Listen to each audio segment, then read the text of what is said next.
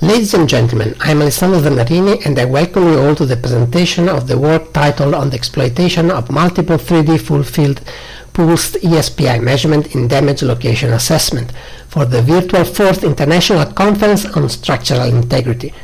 Therefore, my thoughts go to all the people that are suffering for this pandemic. These works are a spin-off of the activities held during the speckle interferometry for industrial needs project. During this presentation, I will follow this outline. First, a brief description of the testing with attention on the setup, the background of ESPI and NDT, and the defected sample geometry. Then I will go inside the announcement of 3D datasets by normalized thresholding by speaking about the basics of the applied approach and real test comparisons. I will draw your attention on the interpretation of the results, and finally I will draw the conclusions. This talk starts by recalling the tests already proposed in the paper Damage Location Assessment in a composite panel by means of electronic speckle pattern interferometry measurement presented at ASME in 2005. The setup was made of a pulse ESPI 3D unit of a clamped honeycomb defected panel for in situ NDT. Thermal gradient sound wave emitter shaker static preload were used as the deformation sources. Let me introduce you to some of the benefits of ESPI as NDT technique. Non-contact, in-situ measurement, no need of undamaged reference nor models, no influence of the environment, no complex surface preparation, no scanning, large areas, any material, high spatial resolution, fast measurements, and post-processing excitation independent.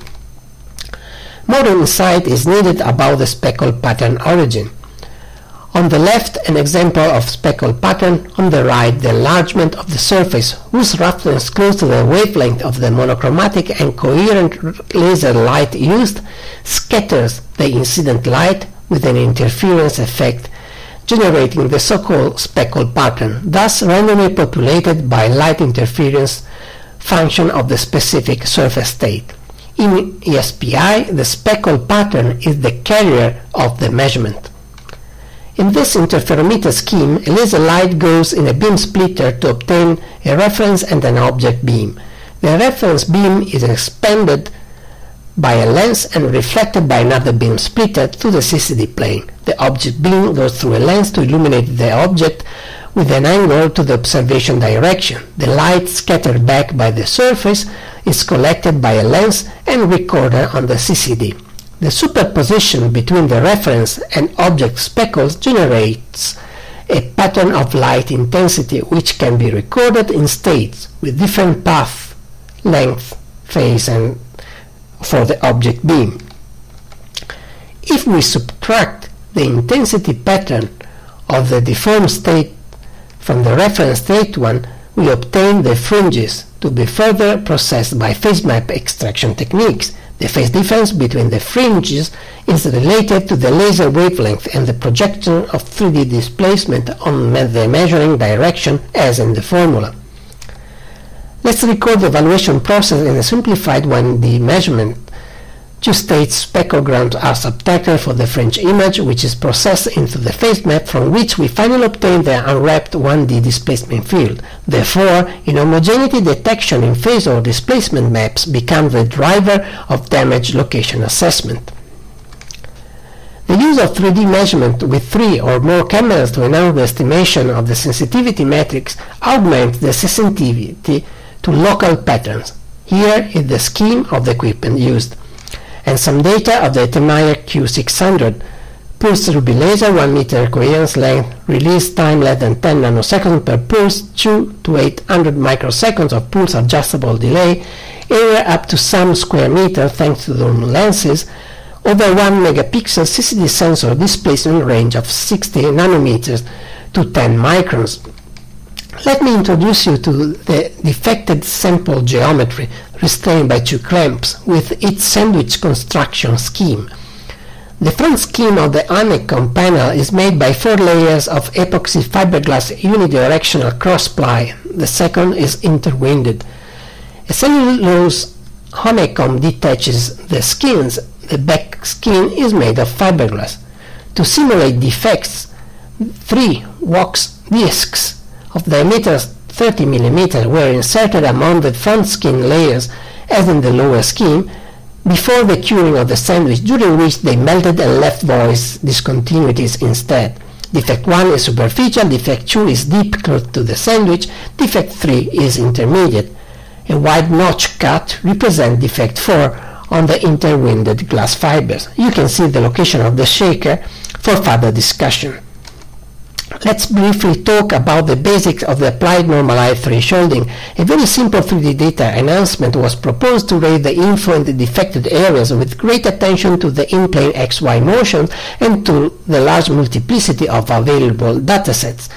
Here you see an example of C language code where the data below each threshold are reduced, whereas above are emphasized, all normalized with the amplitude of the field. Finally, the sum collects all the contribution of this normalized thresholding. We now see all the 3D datasets that were enhanced by the proposed normalized thresholding. On the left, the raw 3D data, on the right, the 3D processed one. Common to all is the pulse ESPI source and 3D nature of data, where the displacement receives a different color per direction, X in red, Y in green, Z in blue, graded by maximal amplitude. What changes is the excitation type and frequency. Here we see the result from a sound pressure single tone wave at 3375 Hz with limited relevance. At 3675 Hz, some information about defect 1 and 2. At 3925 Hz, some information about defect 2 and 3. At 4575 Hz, some information about defect 1. At 4750 Hz, some information about defect 1 hardly on 3. At 4800 Hz, some information about defect 1. While at 5600 Hz, limited relevance, as well as at 6200 Hz. A shaker is used at 4800 Hz with strong localization of the shaker itself, defect 3, 4, 2, 1 in fading relevance. Again, a shaker at 5600 Hz with clear localization of defect 2, 1 and 3 in much fading relevance. Instead, from the shaker at 5600 Hz plus a static preload, where some info only in defect 1 but hard to manage on 2 and 3. Finally, we see the sum of all the raw data against the sum of normalized thresholded data from multiple excitation types, sound waves, shaker sign, static preload, and from multiple excitation frequencies. This underlines, first, how small defects require specific excitation and frequencies to be revealed. Second, that the multiplicity of datasets extends the chance to sense more anomalies than potential defects in local 3D displacement patterns. Let's interpret the process results with defects geometry. I dare say that the main anomalies were effectively revealed, but defect 4 is not fully clear. The shape and deepness of defects cannot be clearly judged. The shaker's location becomes self-evident and intrusive. I want to recall that multiple excitation types and frequencies were needed. 11 3D data fields took part of the identification. In-plane XY motion carries the most relevant info for the detection. Down the noise on borders is related to measurement quality and might be avoided with stable technologies. The damage location assessment may play a relevant role in defect tolerance strategies. As an example of the potentiality of a coupled strategy, here is the crop of what just discussed, with the critical areas to be input on a risk index map were obtained by ESPI full field dynamic testing in next paper. Therefore, the location of the defect can tell if it can be accepted or not in manufacturing or exercise once the real structural dynamics and excitation signature is known. In this coupled strategy, real defects, structural dynamics, and risk tolerance assessment are all based on full field dynamic testing to put the most advanced knowledge in safety targets. Let's recall the activities that were run. Extended studies of the contactless full field optical technologies for NDT and structural dynamics, implementation of a simple normalized thresholding routine to enhance 3D data in the defected areas with great attention to in-plane XY motions, extended tests to acquire quality 3D full field displacement maps with different excitation sources and frequencies to reveal local behavior of different anomalies, satisfactory detection of the anomalies in the defected specimen, proof of concept about the richness and continuity of 3D optical full field data in damage location assessment, promising for further enhancement in more sophisticated numerical routines. And last, relevant outcomes for risk assessment on components in production and exercise by means of optical full field dynamic testing.